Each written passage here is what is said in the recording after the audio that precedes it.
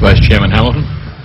Thank you very much for your testimony. I'm interested in the question of motivation of these hijackers.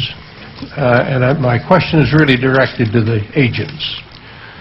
You've looked and examined the lives of these people as closely as anybody.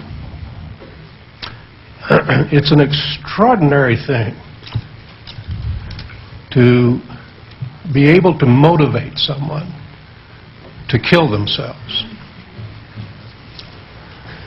I'm aware of the Osama bin Laden's statements about the religious and the political and the economic reasons, and I really don't want to get into that.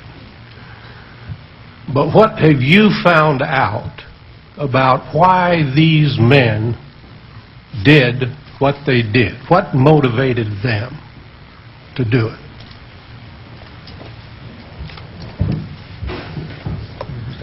I believe they feel a sense of outrage against the United States. They identify with the Palestinian problem. They identify with people who oppose repressive regimes. And I believe they tend to focus their anger on the United States as to what would motivate a young man to sacrifice his life, to really go that extraordinary next step to do that. Much of it, I believe, originates in rage. And I think when you look at the 19 hijackers and see where they came from, you can begin to see the seeds of that disenfranchisement and anger.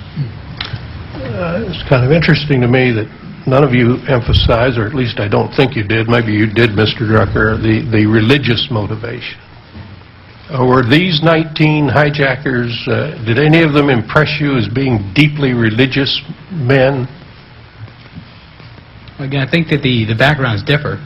Some were deeply religious, some were, like I said, drug users and just maybe lost in life a little bit. You know, once you get into the game, so to speak, maybe their feelings, become stronger. Why did they decide to martyr themselves? I guess that's my question. I mean, it's an extraordinary thing for an individual to make that kind of decision. It just runs counter to everything that you think about. We hang on to life.